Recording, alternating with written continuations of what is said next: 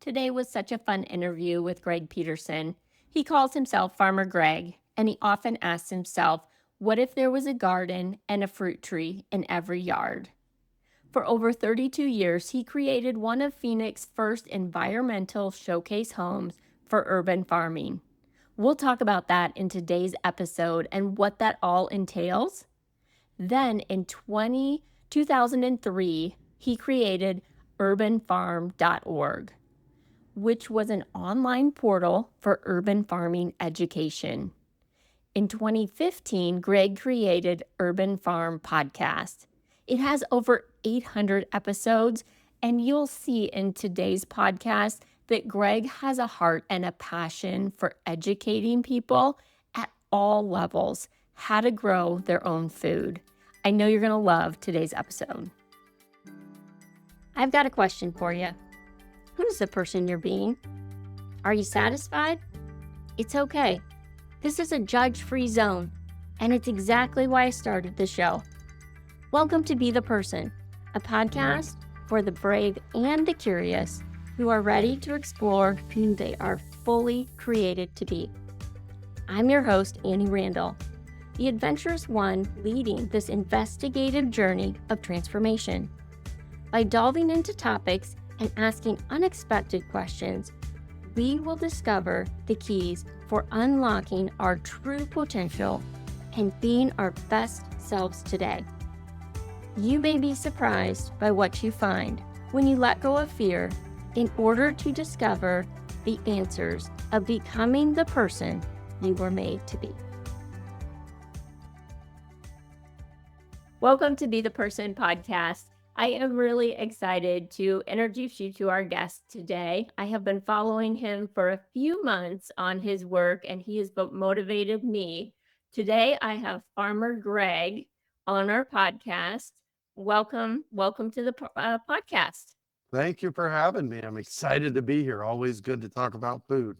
Yes, love it. And, I've been on this journey of food, of just eating more whole foods, eating organic.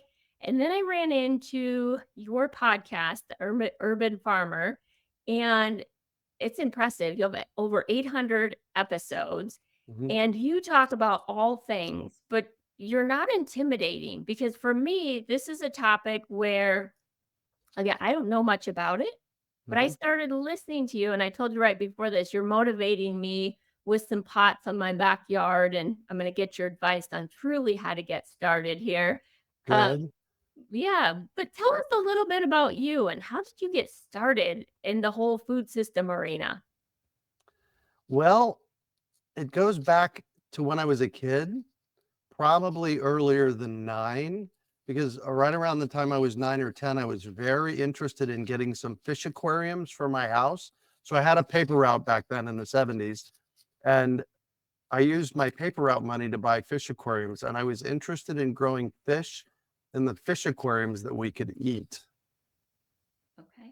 not to have a fish aquarium with some goldfish in it. I was looking to farm fish back when I was 8, 9, 10, 11 years old.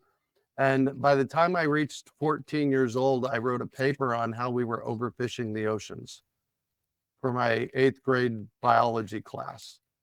So other than that, I have no idea how this came to be. I tell people it's just what I'm supposed to be doing. It's my message that I bring out. And over the years, I've made some pretty incredible discoveries. In 1981, I was 20 years old. I was on the board of the Arizona Aquaculture Association, and aquaculture is fish farming. Okay. And I went on a tour of a farm in southern Arizona. That's the curious part. I grew up in Arizona and I wanted a fish farm in Arizona where they're lacking water, which that Yeah, was that always is interesting. right. That was always curious to me. And when we visited the farm, they were harvesting the fish. And when you harvest a fish, you get about 30% meat and 70% everything else. And they were literally throwing that 70% away. And it just did not make sense to me because that's such an incredible asset, whether you just use it for fertilizer or animal feed. There's so much that could be done with that 70%, and they literally were throwing it away. So sometime in the early 80s, I put on paper what we would now call, and I still have the paperwork for this, it's really amazing, a regenerative fish farm. And a regenerative fish farm is a fish farm where everything gets used. There's no waste. And so, transport us to 1991, and I discovered a couple of really incredible things. Permaculture, which I like to call the art and science of working with nature. So we as human beings think we know how to do it better than nature, that's a big joke, because Yeah. nature will always bat last. Nature's always going to win. So discovering permaculture led me to a way to connect with living on the planet that threaded us into the flow of nature rather than against nature. Every single human system that we've put together on this planet over 10,000 years is what we call degenerative. Mhm. The older it gets, the more uptake care it needs to keep it updated. And I have looked for 30 years for a regenerative human system. They're not here. And in permaculture, nature, their systems are regenerative. So they're circular systems. Everything works in a circle, and they keep self-perpetuating the systems forward without any help from us. And when we get a system in nature that is degenerative, and here's the key piece of this that I want your listeners to think about. When there is a natural system that goes degenerative, you know what happens to it? What? It goes away.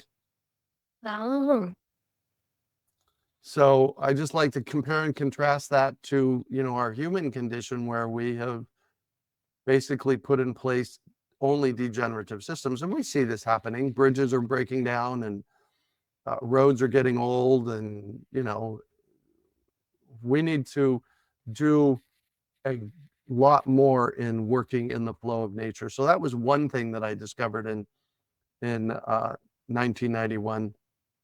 Second thing I discovered, we're going to talk about it a little later, is the book that I want to recommend. Third thing I discovered in 1991 was a course called Landmark Education.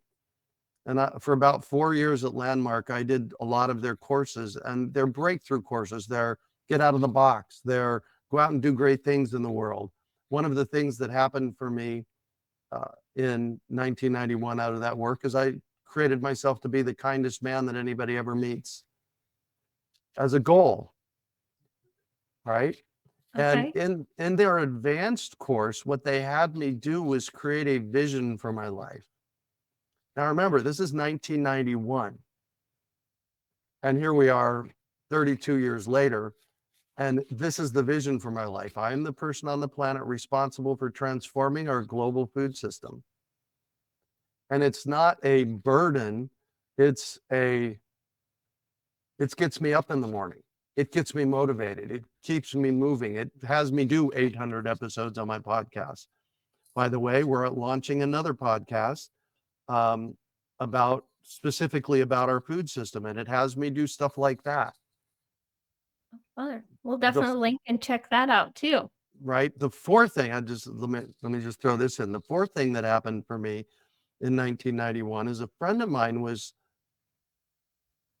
sailing in the South Pacific, and they anchored on an island looking for a grocery store.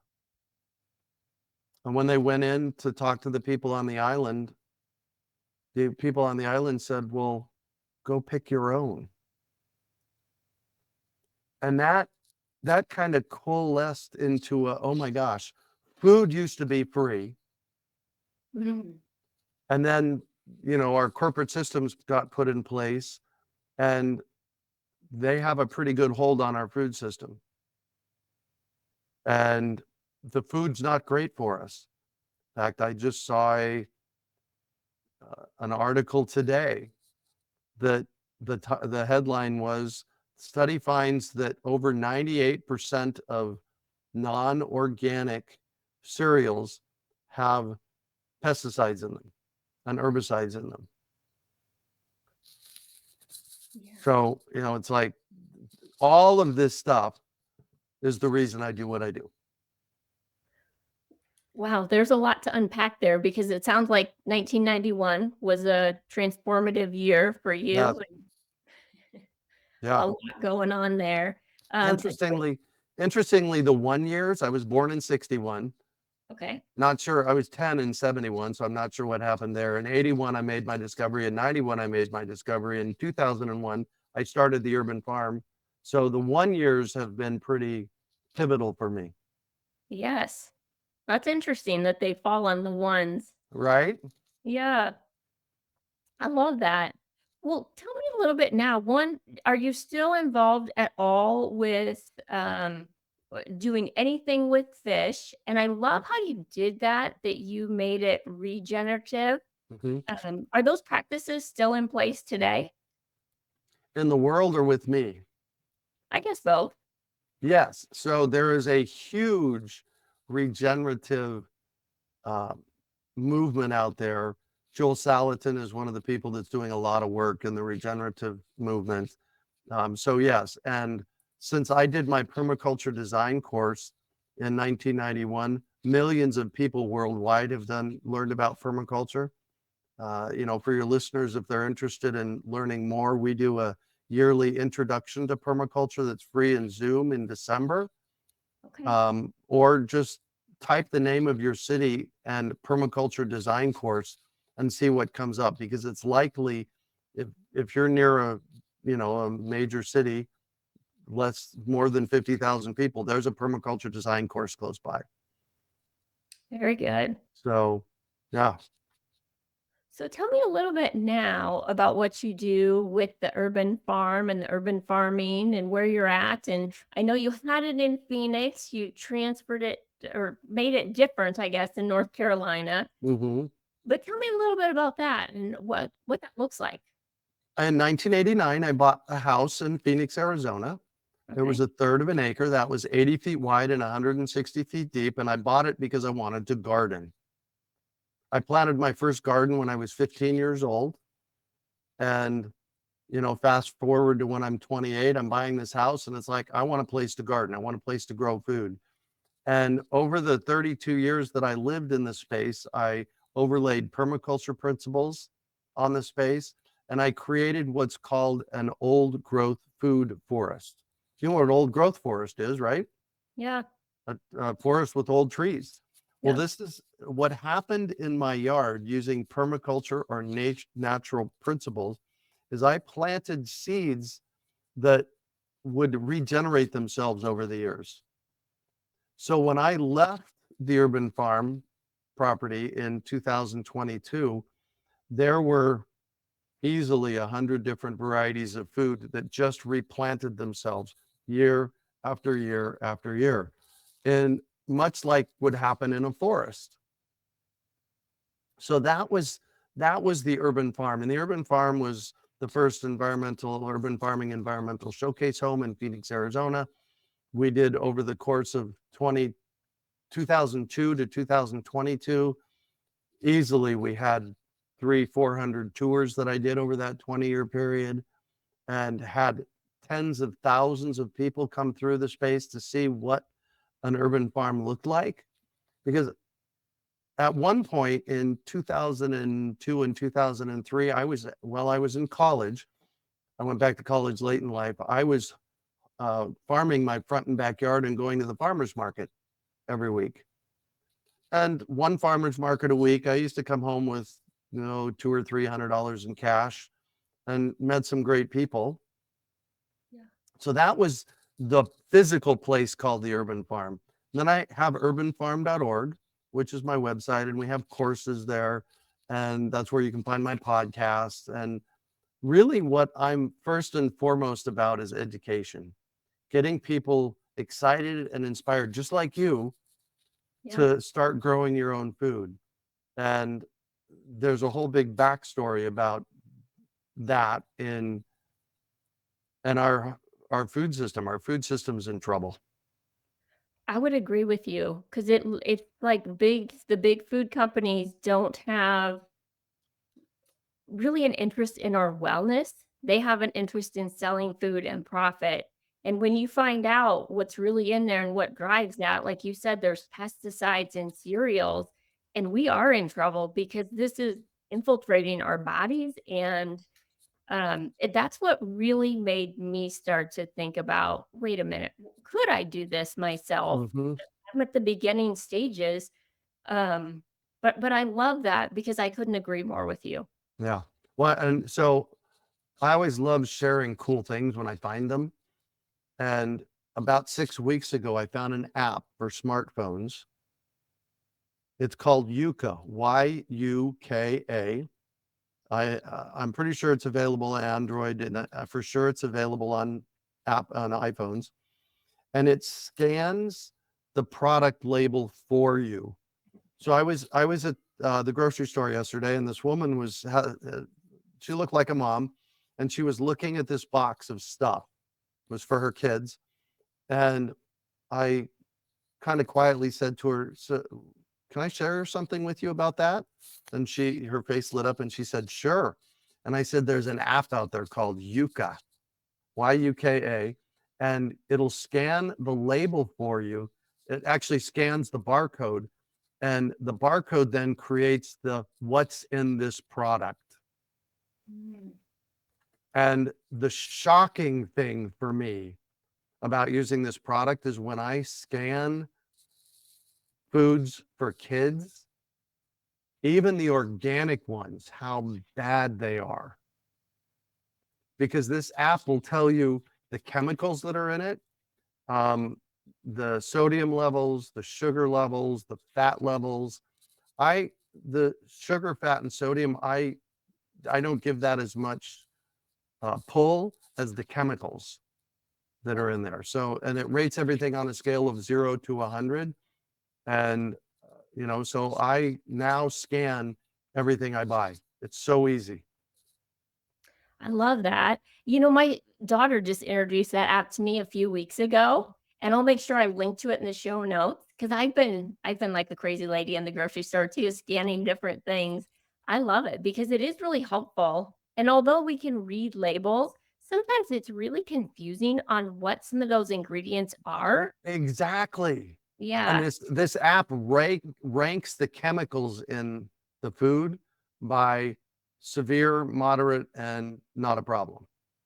Yeah. So, We'll make sure our listeners have that because I think that's a really helpful tool. I appreciate you sharing that. yeah. You know, when you go back, I think about my house because it's in the suburban area of Denver, Colorado, and I'm Mhm. thinking, okay, we probably honestly have a third of an acre. That's not a ton of land. And Mm-mm. I'm just thinking about what you did and how you grew so much in the space that you had. Tell us a little bit about that and maybe how you got started. You know, you started with a garden, and Mhm. then what came next? Well, one of my favorite things to grow are fruit trees, Okay. because fruit trees you plant once and they make fruit for decades or even hundreds of years. I had two citrus trees in the ground at the urban farm in Phoenix, Arizona, that while I lived there surpassed 100 years old and they were still making fruit. Wow. So a significant piece of my yard was fruit trees. In fact, I had about 80 fruit trees on a third of an acre. And to give you a general idea of how I did that is I used them as fence liners. So I had 14 citrus trees along the street, and I planted them 4 feet apart. 4 feet apart is probably too close. In the future, I'd go 6 feet apart. Because I think I had 37 fruit trees in the front yard, and the middle of the yard was an open grass area. So I used the perimeter. So fruit trees is one thing. And just as a heads up, be careful when you take on any of this stuff. If you go in too deep and you fail, then often what happens is people, oh, I fail, I can't do this, and they go on. So I always suggest that you start simple. So if you're going to plant fruit trees, in fact, I was on a call with a client recently, and they were looking at 30 trees, with a dirt backyard. And I really suggested that they start with, and I sell fruit trees. And Yeah. I suggested to them, I said, you should start with 5 to 8 fruit trees the first year, because that's something that could be manageable to get in the ground. 30 might not be so manageable. So fruit trees are number one. Number two, if you have a backyard, I believe you should have backyard chickens. Get some hens, not roosters, get some hens. They make great pets. They eat weeds, they eat bugs, they're great diggers, and guess what? They give you eggs every day. Yeah. So a significant piece of our backyard at the urban farm in Phoenix was for our chickens. We had about 900 square feet of chicken coop and chicken run. So Okay. that's number two, fruit trees. And number two are chickens. Number three is start getting some stuff planted. The easiest thing to grow and the most expensive thing to buy are, that's a question for you, I don't know the answer to that. herbs. Oh, yes, because okay, yes, we were just talking about this. Yeah, so Yeah, I'm super excited for this because that's what I'm gonna start with. yeah, herbs are so dang expensive. Yes. You can Yes. get 4 ounces of basil in the grocery store for $5. And Yeah. it's like, hold on, what? So grow some herbs, and you can literally grow herbs in a sunny windowsill. Get a Okay. little basil plant and put it in a sunny windowsill. And if it's getting 5 or 6 hours of sun a day, it's going to do just fine. One of the things that we did at the urban farm in Phoenix is we always had pots on the front porch for our herbs and lettuces and that kind of stuff. So that's super simple. And I think we're going to talk about soil in a little while. So I'll hold off on talking about what you put in those pots. But start simple. Okay. I was thinking that last one was a trick question. So that's why I didn't know. But you're right, herbs are that's big. Yeah. I love that. When we go to my parents, they have a winter home in Phoenix, and I love to go because there's so many citrus trees. Oh, yes. My favorite electrolyte drink is Element. It has magnesium, sodium, and potassium, all things that your body needs to replenish. Oftentimes, electrolyte drinks taste sweet. That's because they're filled with sugar, dyes, and chemicals. I put a link in the show notes for you to check out Element so you could try it as well. But here in Colorado, I don't know as many people that have fruit trees. So, and I know a lot of our listeners are Colorado or places where it's colder. Mhm. What do you suggest there for fruit trees? First of all, you have to discover the fruit trees that do well in your area. Okay. Because we can grow fruit trees in Alaska and we can grow fruit trees in Arizona. It depends on what kind it grows well in your space. So that's the first thing you have to discover. I've run a fruit tree education program in Phoenix for 25 years. I've grown fruit trees in Phoenix for 50 years. So I have a lot of knowledge about what kind of fruit trees grow in the low desert. And they're very specific trees. And the reason I started my fruit tree education program 25 years ago is because I discovered that you can go into most nurseries and every big box store, and they will sell you a fruit tree that will never make fruit. They're not climate appropriate or season appropriate for your area.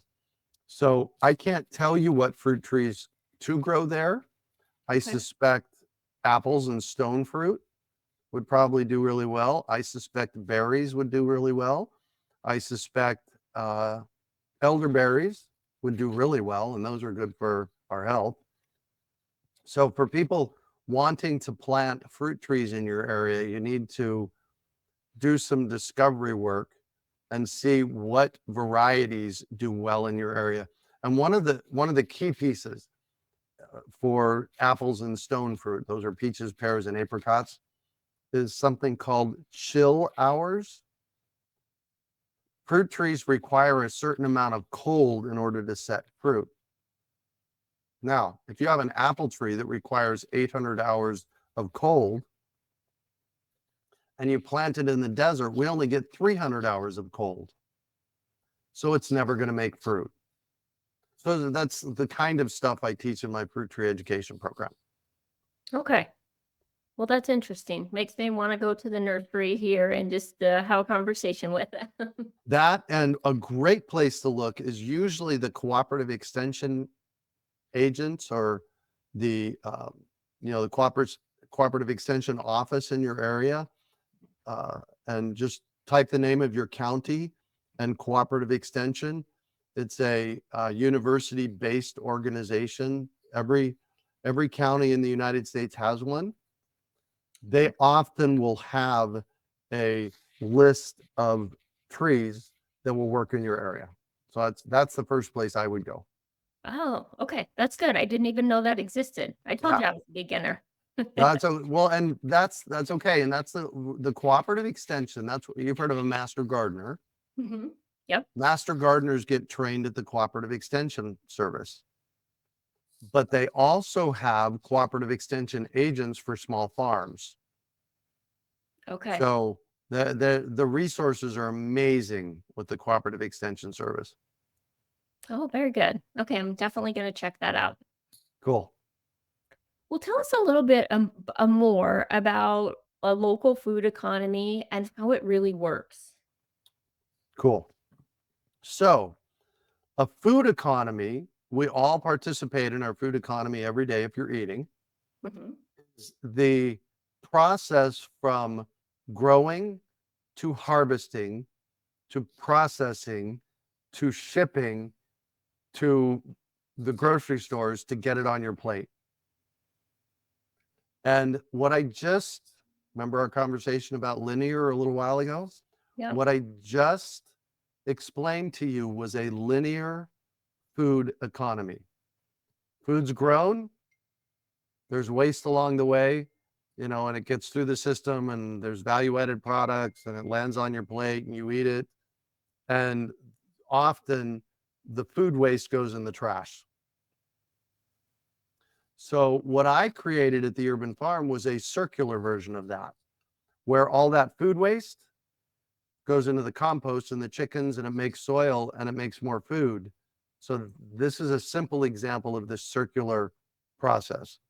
So what we do when we're looking at the food economy is we're looking to see the pieces that we can impact by growing our food locally. And the local food economy is the systems for local production, distribution, and processing of food waste that you'd find at farmers markets. Okay. So what I've done, I put together a model about 18 years ago called the local food economy model that really looks, and anybody that's interested can send me an email and I'll send you an academic paper that I created. But it's a look at how we can take the food economy and overlay it on our local areas. And it requires education and farmers and value added products, which is basically growing kale, making kale chips, that's a value added product, or growing elderberries and making elderberry syrup, that's a value added product, and then distributing them back in the local food area. Um, so that's what a local food economy is. And I believe, and I've said this for decades, that the, with a capital T, solution to our global food issues is growing our food locally. And let me just dive in here just a little bit on what's wrong with our food system. Yeah, please do. Our food system is a global food system. It's controlled by a couple dozen organizations and families, and they're most interested in making money. And that includes putting a lot of chemicals in our food. I only eat organic. I only grow organic. Organic certification is a step up from I say a big step up from um, conventional food. I just read an article today, actually, that said there's been a study that's been done that found 98% of the food, the cereals in our grocery stores, if they're not organic, have chemicals in them. And our body's processing that. And so the what we can do about that is buy local, know your farmer, and grow your own food. And it is really super simple to start growing your own food. And maybe this is where I think I told you this before. Um, so we're recording this in June, and I had been listening to your podcast probably March, April. I had found Hmm. you. And for Mother's Day, I asked for this bed that I'm going to grow herbs in. Hmm. So I got a tomato plant in a pot.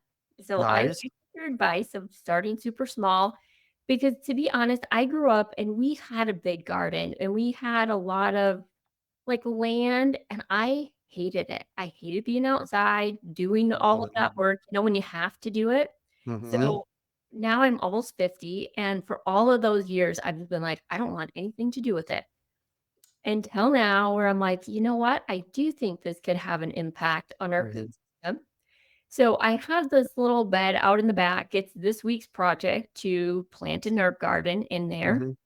and grow my tomato plant. So Hmm. it's doing, I think, what I feel like I can do right now.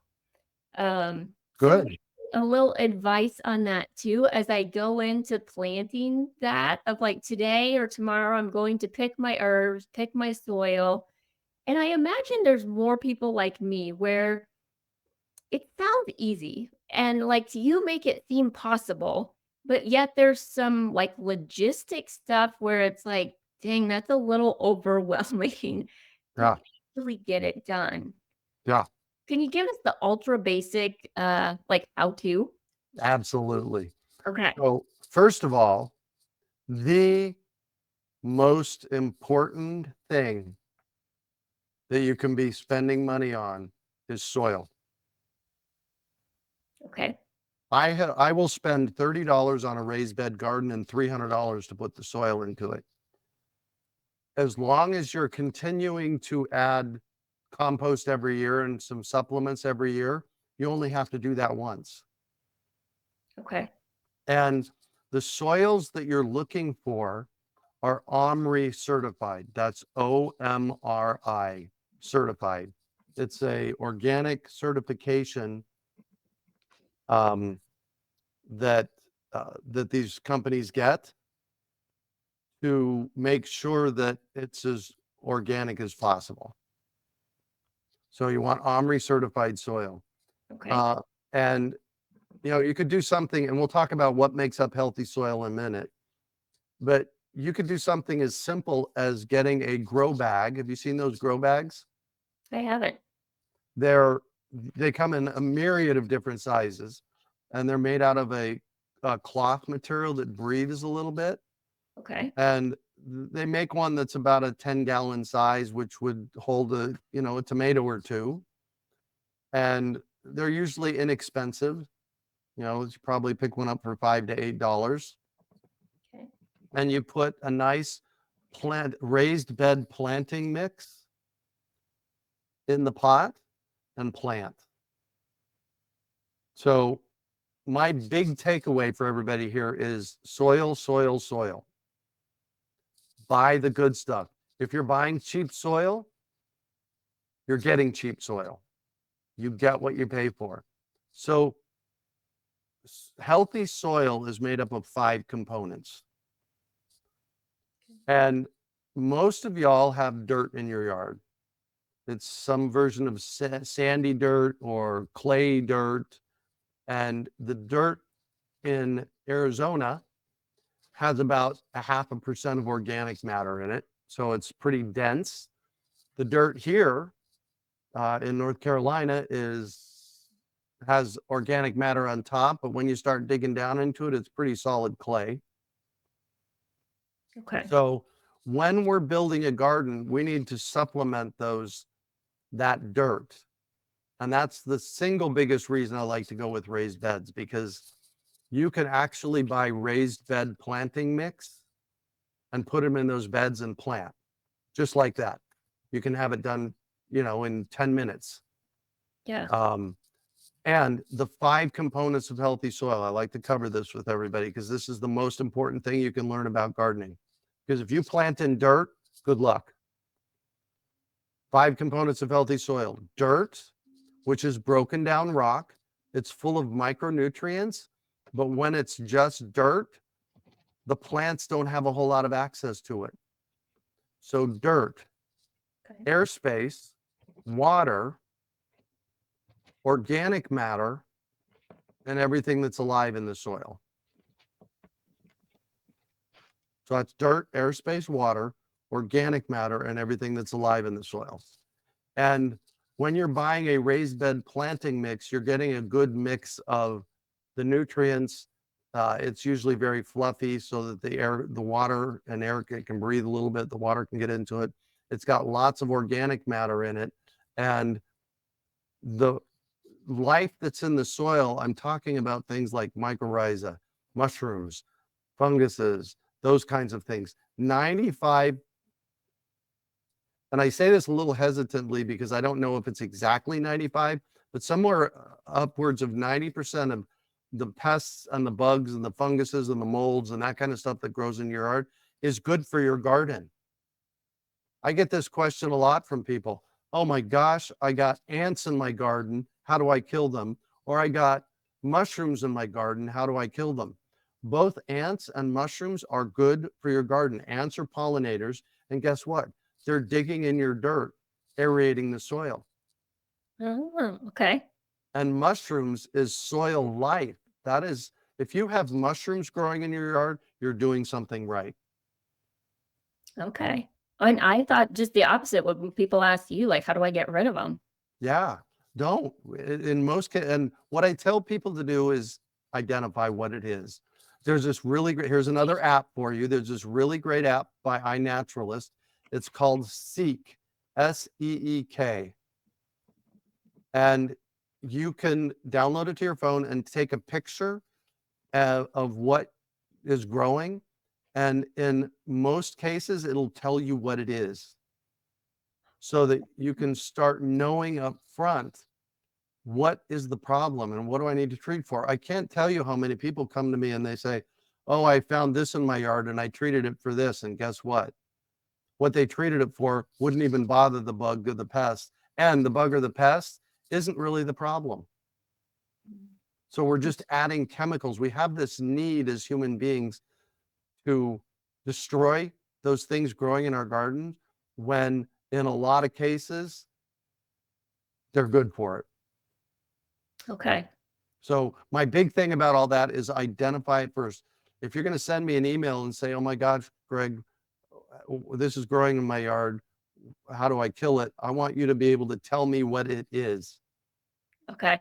Then we can discover whether we need to get rid of it or not, because in 90+% of the cases, we don't even need to get rid of it. That's good. I'm definitely going to get that app. And going back, so we're going back to the herb garden. I'm going to go look in my garage right after this because I got 2 big bags. They're organic soil. I'm going to look if they have the certification. Mm-hmm. Is there anything, because you said, is there specific s- soil that we get for raised beds, or is it okay to get organic, the big bags of soil? All right. Well, so organic is a certification Okay. with a capital O. Organic with a small 0 means that it's just made out of leaves and sticks and compost and that kind of stuff. Either one's good. One of the big things that I warn people of is if you're looking at buying soil and there is dirt in the soil, dirt is very heavy and it's very voluminous. Mhm. You don't need to buy dirt. Okay. So you really have to be careful with the organic distinction. I'd go for the OMRI certified. That's a step up. Okay. Um, and yeah, I hope that answered your question. It did. I'm gonna go look and see if it has the OMRI certification when I'm done with this, and we'll see if it does or not. Cool. You said one thing, and I'm just honestly personally interested in this about composting because it's Mhm. not something I do right now. It's something I'd like to do, Mhm. but again, it seems like a little bit overwhelming, although I don't think it is. So can It you is. tell us it is a little overwhelming? It is. How would Composting you is a start? very complicated process. Okay. That being said, the simplest way to compost is with worms, Oh, okay. called worm composting or vermicomposting. And I could do a whole hour on vermicomposting or composting in general. Um, this the simplest way to compost is what I call pit composting. Take a shovel, go out to your garden, dig a 15-inch deep hole, put the food waste in the hole and cover it up. The second simplest way is worm composting. The reason I say that composting itself is so complicated is because it requires you to heat the pile over a 6-month period up to 160 degrees. And in order to actually get that done, you need a lot of material. You need a lot of compost. And as a home space, you don't have nearly enough materials for a compost pile. In order to effectively do hot composting or thermophilic composting, you need 30 to 40 cubic feet of materials, both browns and greens, and it's a whole big process. So if you're going to do composting at home, either do pit composting or get a worm bin. Okay. Well, we'll have to dive into that next time on our All right. podcast. But that's 2 things at least we can kinda take Now, away. let me throw this in here real quick too. There is another way that urban farming, urban gardening, there's so many things you can grow in the ground, but there's also products on the market that are tower gardens. They're expensive to get into. It'll cost you 800-900 bucks to buy one. So they're not cheap. However, tower gardens are put out is one brand that's put out by Juice Plus. I bought mine. I think I paid $700 for mine 13 years ago, and we still use mine. It is a hydroponic growing tower, and it is one of my favorite things. So tell us It's more about it. it looks like a Christmas tree when when it's all grown out. Basically, it's this tower that's about 5 feet tall, and mine has 26 growing spaces in it, and you use a natural hydroponic uh, nutrient in the tower itself. And what happens is there's a 20-gallon pail bucket of water at the bottom, and once an hour it turns on, and the water trickles up and splashes all the roots coming down. So I like to talk about it because it's a really cool idea and it's a really effective way to grow food. And if you know anybody that is with Juice Plus, ask them about it, and I'm sure they will rave about it. So that's another way to do it. I only hesitate a little bit on that because of the cost getting in. However, once it pays for itself, it basically $50 a year for nutrients. Okay. So that's a really great way to grow food as well. And is Tower Garden, is that just what it is, or is that the actual brand? It's a Juice Plus Tower Garden. So if you type in Juice Plus Tower Garden, um, you can. I do have somebody I work with. You can send them an email at towergarden@urbanfarm.org, and she can help you out as well. Or just find somebody that does Juice Plus in your neighborhood. I always like to go local. Okay. Sounds good. Well, I always like to wrap up. I feel like we could talk about this for hours just because Right? I'm super interested. But I want to wrap up and ask favorite books. And I know you already mentioned before that you were going to share one. But can you give us one or two of your favorites? Yeah. So number one, and I asked this question on my podcast because of this book. In 1991, I have already reviewed the things that happened, the massive things that happened for me in 91. I found this book called Ishmael by Daniel Quinn. It's a work of fiction, but Daniel outlines the possible way our food system has developed over the past 10,000 years. He used to say when he was alive that food used to be free and we've locked it up. And it gives us a lot of tools on how to navigate our current food system. Ishmael is a gorilla, and he is the main character of the book, and he's the teacher of the book in the book. So you're interacting with a psychic gorilla, and that was a life changer for me. Need to check that out. Yeah, so that's a good one. One of the ones I love is Square Foot Gardener by Mel Bartholomew. And if my memory serves me, it's been a while since I looked into the book, but if my memory serves me, he basically says with 100 square feet, a 10 by 10 garden space, you can grow a lot of food for your family. And I've proven that over and over and over again. So that would be my other go-to book. Okay. Well, I'll make sure I link both of those in our show notes and am excited to look into those and read them.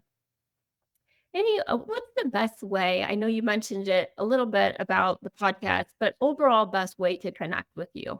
Urbanfarm.org. Okay. And that'll take you to our podcast. And we do have a lot of resources for growing fruit trees. Now, I primarily do fruit tree education for the low desert, but moving from Phoenix to Asheville 2 years ago, I have found the stuff that I teach about fruit trees works in colder climates too. I've confirmed everything that I do in Phoenix with the cooperative extension agent and other people here. And it's like, yeah, that's the way we do it here. So you can find that at fruittrees.org. And when you go to fruittrees.org, it's going to take you to my Urban Farm website. And there's a podcast page on the Urban Farm website. We're at Urban Farm U on Instagram and The Urban Farm on Facebook. Okay. I'll make sure I link all of that. And The Urban Farm on YouTube as well. Yeah, you have some great videos out there. I've loved watching them. Thanks. Yeah. Well, I'm always first and foremost about educating. Everything that I do, and we have courses on our website.